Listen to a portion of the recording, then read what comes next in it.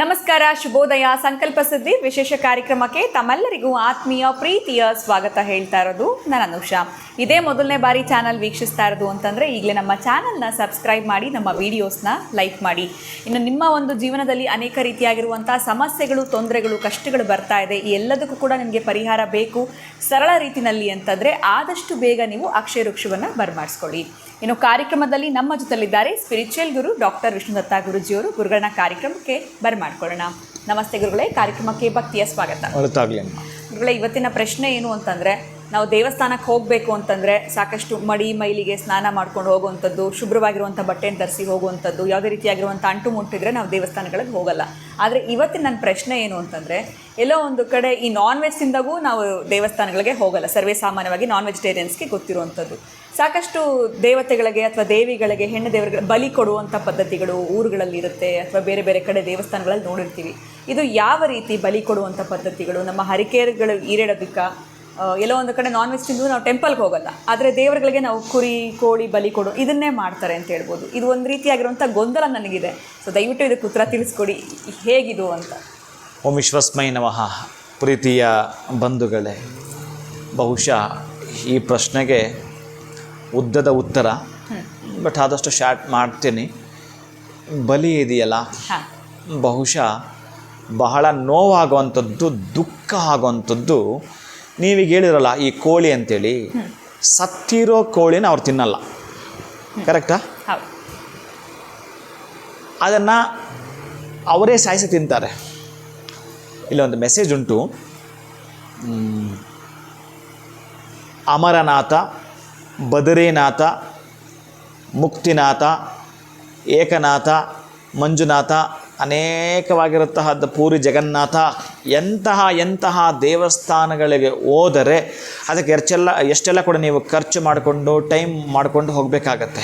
ಇಷ್ಟೆಲ್ಲ ಮಾಡಿದರೆ ಎಷ್ಟರ ಮಟ್ಟಿಗೆ ನಿಮಗೆ ಪುಣ್ಯ ಬರುತ್ತೋ ಇಲ್ವೋ, ನಿಮ್ಮಲ್ಲಿ ಆವಾಗ ಆ ಸಂದರ್ಭದಲ್ಲಿ ಆ ದೇವಸ್ಥಾನಕ್ಕೆ ಹೋದಾಗ ಅಲ್ಲೇನು ಮಾಡ್ತೀರೋ ಗೊತ್ತಿಲ್ಲ ನೀವು. ಬಹುಶಃ ಅಲ್ಲಿ ನೀವು ಇಲ್ಲಿ ಮಾಡಿರ್ತಕ್ಕಂತಹ ಪಾಪ ಕರ್ಮಗಳನ್ನು ದಹಿಸಿ ಬರಲಿಕ್ಕಾದರೆ ಪರವಾಗಿಲ್ಲ, ಅಲ್ಲೂ ಇನ್ನೊಂದು ತರಹದ್ದು ಯಾವುದು ಪಾಪ ಭೀತಿಯನ್ನು ಮಾಡಿ ಬರ್ತೀರೋ ಗೊತ್ತಿಲ್ಲ. ಆ ಯಾತ್ರಾ ಸ್ಥಳದಲ್ಲಿ ಹೇಗೆ ನಡ್ಕೊಳ್ಬೇಕು ಅದು ಗೊತ್ತಿಲ್ಲ. ಬಹುಶಃ ಅಂತಹ ಮುಕ್ತಿನಾಥನೋ, ಅಂತಹ ಬದರಿನಾಥನೋ, ಅಂತಹ ಕೇದಾರನಾಥನೋ, ಅಂತಹ ಅಮರನಾಥನೋ, ಅಂತಹ ಮಂಜುನಾಥನೋ, ಅಂತಹ ಯಾವ ನಾಥ ಎಕ್ಸೆಟ್ರಾ ದೇವಸ್ಥಾನಕ್ಕೆ ನೀವು ಹೋಗಿದ್ದೀರೋ ಅಂತಹ ಸೇವೆಗಳು ಮಾಡಬೇಕಾಗಿತ್ತು, ಮಾಡಲಿಲ್ಲ. ಆಕಸ್ಮಿಕ ನೀವು ಇಲ್ಲಿ ಮಾಡ್ತಕ್ಕಂತಹ ಪಾಪಕೃತ್ಯವನ್ನೇ ಆ ಯಾತ್ರಾ ಸ್ಥಳದಲ್ಲಿ ಮಾಡಿ ಬಂದರೆ ಮತ್ತು ನಿನ್ನ ಅನೇಕ ಕೋಟಿ ಜನ್ಮಗಳಲ್ಲಿ ಪಾಪದ ಯೋನಿಯಲ್ಲಿ ಹುಟ್ಟುತ್ತೀಯಾ ಅಂತ ಹೇಳ್ತಾನೆ. ಪಾಪದ ಯೋನಿಗಳಲ್ಲಿ ಹುಟ್ಟುತ್ತೀಯಾ. ಈಗ ನೀನು ಇದೆಯಾ, ಸ್ವಲ್ಪ ಜೀವನ ಚೆನ್ನಾಗಿದೆ, ನಿನ್ನ ಹತ್ರ ಹಣ ಇದೆ, ಮತ್ತೊಬ್ರು ಏನೋ ಕೊಟ್ಟಿದ್ದಾರೆ, ನಡೀತಾ ಇದೆ. ಆದರೆ ಇದು ಒಂದು ಬದುಕಯ್ಯ, ಅವನದೊಂದು ಮೈದಾನ, ಭಗವಂತ ಅನ್ನೋ ಒಂದು ಮೈದಾನ. ಇದು ಆಟ ಆಡಲಿಕ್ಕೆ ನಮ್ಮನ್ನು ಕಳಿಸಿ, ಒಂದು ಫೀಲ್ಡ್ ಇದು, ಕ್ರಿಕೆಟ್ ಆಡಲಿಕ್ಕೆ ನಮ್ಮನ್ನು ಕಳಿಸಿದ್ದಾನೆ. ನೋಡ್ತಿದ್ದಾನೆ ಅವನು, ನೀನೇನೇನು ಆಟ ಆಡ್ತಾ ಇದೀಯ ಅಂತ. ಬಾ, ಆಮೇಲೆ ಹೇಳ್ತೀನಿ ನಿನಗೆ, ಬಾ, ನಿನ್ನ ಕಥೆ ಐತೆ ಬಾ ಅಂತ ತೋರಿಸ್ತಾನೆ. ಅದಕ್ಕಾಗಿ ನೀವು ಅಲ್ಲಿ ಯಾತ್ರಾ ಸ್ಥಳದಲ್ಲಿ ಹೋಗಿ ಕೂಡ ಪುಣ್ಯ ಸಂಪಾದನೆ ಮಾಡ್ಕೊಳ್ತೀನಿ, ಒಂದು ಭಾಗಶಃ ಮಾಡ್ಕೊಳ್ಳಿ. ಹೋಗಬೇಕಾದ್ರೆ ಇಷ್ಟೆಲ್ಲ ಸಮಯ ಬೇಕು, ಹಣ ಬೇಕು ಅಲ್ವಾ? ಅಥವಾ ಒಂದು ಯಜ್ಞ ಮಾಡ್ತೀನಿ, ಒಂದು ವ್ರತ ಮಾಡ್ತೀನಿ ಅಂತಂದ್ರೂ ಕೂಡ ನಿಮಗೆ ಹಣ ಖರ್ಚಾಗುತ್ತಲ್ವಾ? ಸಂಪತ್ತು ನಮ್ಮ ಹತ್ರ ಖರ್ಚಾಗಲೇಬೇಕಲ್ಲ ಆ ಯಜ್ಞವನ್ನು ಮಾಡಬೇಕಾದ್ರೂ ಕೂಡ. ಆದರೆ ಹಿಂಸೆ ಮಾಡದೆ ಅಹಿಂಸೆ ಅಹಿಂಸೋ ಪರಮೋ ಧರ್ಮ ಅನ್ನೋ ಸಂಕಲ್ಪವನ್ನು ಹೊತ್ಕೊಂಡ್ಬಿಟ್ಟೆ ಅಂತಂದರೆ ಬಹುಶಃ ನೀನು ಎಂತಹ ಕ್ಷೇತ್ರಗಳಿದಾವೋ ಈ ಭೂಮಂಡಲದಲ್ಲಿ, ಅಥವಾ ವೈಕುಂಠದಲ್ಲಿ, ಅಥವಾ ಕೈಲಾಸದಲ್ಲಿ ಆ ಒಂದು ಈಶ್ವರನನ್ನು, ಮಹಾವಿಷ್ಣುವನ್ನು ಪೂಜಿಸಿದ ಹಾಗೇ ನೀನು ಒಂದು ಪ್ರಾಣಿಗೆ ಹಿಂಸೆಯನ್ನು ಕೊಡದೆ ಬದುಕುತ್ತೀನಿ ಅಂತಂದರೆ, ಹಿಂಸೆಯನ್ನು ಕೊಟ್ಟು ನಿಮ್ಮದಾಗಿರ್ತಕ್ಕ ಪಾಪವನ್ನು, ಕರ್ಮವನ್ನು ತೊಳೆದುಕೊಳ್ಳೋಕೆ ನಾವು ಆ ಕ್ಷೇತ್ರದಲ್ಲಿ ಹೋಗ್ತೀವಿ. ಬಹುಶಃ ನೀನು ಹಾಗೂ ತೊಳೆದುಕೊಂಡ್ರೆ ಪರವಾಗಿಲ್ಲ, ಅಲ್ಲಿ ಎಂಥ ಅನ್ಯಾಯ ಮಾಡ್ತೀಯೋ ಅದು ಗೊತ್ತಿಲ್ಲ. ಅದಕ್ಕಾಗಿ ಎಲ್ಲವನ್ನು ಪಕ್ಕಕ್ಕೆ ಬಿಟ್ಟು ಒಂದೇ ಒಂದು ಮಾತನ್ನು ಹೇಳಿದ್ದಾನೆ ಇಲ್ಲಿ. ಯಾವಾಗ ನೀವು ಹಿಂಸೆಯನ್ನು ಮಾಡದೀರ, ಪರೋಪಕಾರಮಿದಂ ಶರೀರಂ, ಇದು ಪರರಿಗೆ ಉಪಕಾರ ಆಗ್ತಕ್ಕಂತಹದ್ದು ಸೇವೆ ಮಾಡಲಿಕ್ಕೆ ಅಂತ ಬಳಸಿದ್ರೆ ಪರವಾಗಿಲ್ಲ. ಇನ್ನು ನಾನು ಒಂದು ವಿಷಯಕ್ಕೆ ಬರ್ತೇನೆ. ಇಲ್ಲಿ ಸಾತ್ವಿಕ ಪೂಜೆ, ಉಗ್ರ ಪೂಜೆ ಅಂತ ಎರಡಿದೆ. ಉಗ್ರ ಪೂಜೆ ಅಂತಂದರೆ ಈ ರಾವಣ ಆತನಿಗೆ ಹೆಸರು ಮೊದಲು ದಶಗ್ರೀವ. 10 ತಲೆಗಳು ಇದ್ದಿದ್ದಕ್ಕಾಗಿ ಅವನ ತಂದೆ ದಶಗ್ರೀವ ಅಂತ ಅವನಿಗೆ ಹೆಸರು ಇಟ್ಟ. ಅಂಥ ದಶಗ್ರೀವ ತುಂಬ ಕಾರ್ಕೋಟಕ, ಎಷ್ಟು ಕಪ್ಪು ಅಂತಂದರೆ ಇನ್ನು ಆ ಕಪ್ಪಿಗೆ ಬೇರೆ ಏನು ನಾವು ಉದಾಹರಣೆ ಕೊಡೋಕ್ಕಾಗಲ್ಲ, ಅಷ್ಟು ಕಪ್ಪಿದ್ದಾನೆ ಅವ. ಅಂತಹದ್ದು ಆ ಕೈಕಸಿ ಗಂಡನ ಕೇಳ್ತಾಳೆ, ಇದೇನಿದು, ನೀನು ಎಂಥ ಪುಣ್ಯಾತ್ಮ, ನೀನು ಎಂಥ ತಪಸ್ವಿ, ನೀನು ವಿಶ್ರವಸು, ನಿನ್ನ ಮಗ ಈ ಥರ ಹುಟ್ಟೋದಾ, ಏನಿದು ಈಗ ಹುಟ್ಟಿದಾನಿವ, ಎಂಥದ್ದಿದು ಅಂತ ಬೇಸರ ಪಡ್ತಾಳೆ. ಇನ್ನೊಬ್ಬ ಮಗನೋ ಈ ಯಾವ ಲೋಕದಲ್ಲೂ ಅವನಷ್ಟು ದೈತ್ಯಾಕಾರ ಇಲ್ಲ, ಯಾವ ಲೋಕದಲ್ಲೂ ಇಲ್ಲ ಅಂಥ ದೈತ್ಯಾಕಾರ, ಅವನ ದೇಹ ಕುಂಭಕರ್ಣ, ಇಂಥ ಮಕ್ಕಳು ನನಗೆ ಬೇಕಾ ಅಂತ ಪಶ್ಚಾತ್ತಾಪ ಮಾಡ್ಕೊಳ್ತಾಳೆ. ಅಂದರೆ ಇವರು ಎಲ್ಲೋ ಒಂದು ಕಡೆ ಆ ಸಮಯ ಇದೆಯಲ್ಲ, ಅಂತಹ ಮುಹೂರ್ತಗಳಲ್ಲಿ ತುಂಬ ಶುದ್ಧವಾಗಿ, ಎಂತಹದ್ದು ಈ ಸಂಧ್ಯಾಕಾಲ ನಿದ್ದೆ ಮಾಡೋದು, ನೀವು ಸಂಧ್ಯಾಕಾಲದಲ್ಲಿ ದಂಪತಿಗಳು ಸೇರೋದಾದರೆ ಇಂಥ ಮಕ್ಕಳು ಹುಡ್ತವೆ ಅಂತ ತೋರಿಸ್ಲಿಕ್ಕೆ ಇರ್ತಕ್ಕಂಥದ್ದು. ನಾನಿನ್ನು ಆ ಒಂದು ಕಥೆನ ಬಿಟ್ಟು ಇಷ್ಟಕ್ಕೆ ಬರ್ತೀನಿ, ನೀವು ಬಲಿ ಅಂದಿದ್ದಕ್ಕಷ್ಟೇ ಬರ್ತೀನಿ. ಆ ಒಬ್ಬ ರಾವಣ ಓಂ ಬ್ರಹ್ಮದೇವಾಯ ನಮಃ ಬ್ರಹ್ಮದೇವಾಯ ನಮಃ ಏನು ಮಾಡಿದ್ರು ಬ್ರಹ್ಮದೇವ ಬರ್ತಾ ಇಲ್ಲ, ಇಲ್ಲಿ ಅವನು ಕೋಪ ಬಂದ್ಬಿಡ್ತು. ಸಾತ್ವಿಕವಾಗಿ ಕರೆದ, ಬರಲಿಲ್ಲ ಅಂದರೆ ಇವನು ತಪಶಕ್ತಿ ಇನ್ನೂ ಸಾಲದು. ಹಾಗಾಗಿ ಅವನು ಬರೋಂಥವನೇ, ಆದರೆ ಇವನೇನು ಮಾಡ್ತಾನೆ, ಉಗ್ರ ಪೂಜೆಗಳಿದು ಬಿಡ್ತಾನೆ. ಆ ಉಗ್ರ ಪೂಜೆಗಳಿದು ಬಿಟ್ಟು ಅವೊಂದೇ ಒಂದೊಂದು ತಲೆಯನ್ನು ಕತ್ತರಿಸಿ ಯಜ್ಞಕ್ಕೆ ಅರ್ಪಣೆ ಮಾಡ್ತಾನೆ. ಓಹೋ, ಎಲ್ಲರೂ ತಲ್ಲಣ ಆಗ್ತಾ ಇದ್ದಾರೆ, ಒಂದೊಂದು ತಲೆ ತೆಗಿತಾ ಇದ್ದಾನೆ, ಯಜ್ಞಕ್ಕೆ ಅರ್ಪಣೆ ಮಾಡ್ತಾ ಇದ್ದಾನೆ ರಾವಣ. ಇನ್ನು ಒಂದು ತಲೆ ಉಳ್ಕೊಂಡಿದ್ದೆ, ಆವಾಗ ಪ್ರತ್ಯಕ್ಷನಾಗ್ತಾನೆ, ಅಪ್ಪ ನಿನ್ನ ಭಕ್ತಿಗೆ ಮೆಚ್ಚಿದ್ದಾನೆ, ಏನು ಬೇಕು ಕೇಳು ಅಂತ.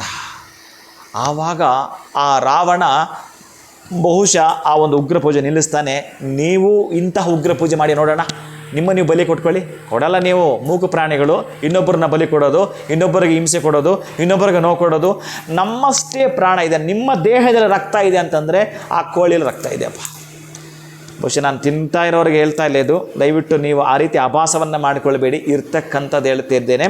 ಸಾಧ್ಯವಾದಷ್ಟು ಗೊತ್ತಿಲ್ಲ ಮಾಡಿಬಿಟ್ಟಿದೆ, ಅನೇಕ ತಪ್ಪುಗಳನ್ನ ಮಾಡಿದ್ದೇವೆ, ಇನ್ನು ಮುಂದೆ ಮಾಡದೆ ಬಹುಶಃ ಹೊರಗೆ ಬರ್ತಾ ನಾನು ಇನ್ನು ಆದದ್ದೆಲ್ಲ ಆಗೋಯ್ತು, ನಾನು ಬಹುಶಃ ಎಲ್ಲ ಅನುಭವಿಸಿದ್ದೇನೆ, ಇನ್ನೇನೂ ಇಲ್ಲ, ನಾನಿನ್ನು ಕೈವಲ್ಯ ಪದವನ್ನು ಸೇರ್ತಕ್ಕಂತಹದ್ದು, ನನ್ನ ಕುಟುಂಬದ ರಕ್ಷಣೆ ದೊಡ್ಡ ಮಟ್ಟದಲ್ಲಿ ಮಾಡಬೇಕು, ನಾನು ಒಬ್ಬ ದೊಡ್ಡ ನಾಯಕನಾಗಬೇಕು ಅಂತಂದರೆ ನಿದ್ದೆ ಬಿಟ್ಟು ಇನ್ನು ಉಳಿದು 24 ತಾಸು ನಿದ್ದೆ, ಒಂದು 6 ತಾಸು ಬಿಟ್ಟರೆ ಇನ್ನು ಉಳಿದಾಗೆ ನಿನ್ನ ಜಾಯಮಾನದ ಬದುಕನ್ನು ಸುವ್ಯವಸ್ಥೆ ರೀತಿಯಲ್ಲಿ ಕಟ್ಕೊಳ್ತೇನೆ ಅಂತಂದರೆ ಸಾತ್ವಿಕ ಪೂಜೆಗಳೇ ನಿನಗೆ ಕಾರಣ ಆಗ್ತಕ್ಕಂಥದ್ದು.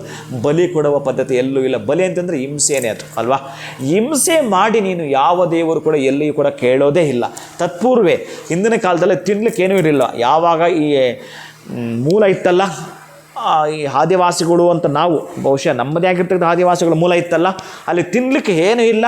ಯಾವಾಗ ಆ ಮರಕ್ಕೆ ಮರ ಟಚ್ ಆಗಿ ಬೆಂಕಿ ಉತ್ಪತ್ತಿಯಾಗಿ ಅನೇಕ ಪ್ರಾಣಿಗಳು ಸತ್ತೋದ್ವು, ಆ ಪ್ರಾಣಿಗಳನ್ನ ತಿಂದು ನೋಡಿದ್ರೆ ಸ್ವಲ್ಪ ಚೆನ್ನಾಗಿದ್ದಾರೆ, ಚೆನ್ನಾಗಿದೆಯಲ್ಲ ಇದು ಅಂತ ಆವಾಗ ಬೆಂಕಿಲಿ ಸುಟ್ಟು ತಿನ್ನಲಿಕ್ಕೆ ಪ್ರಯತ್ನ ಮಾಡಿದ್ದು.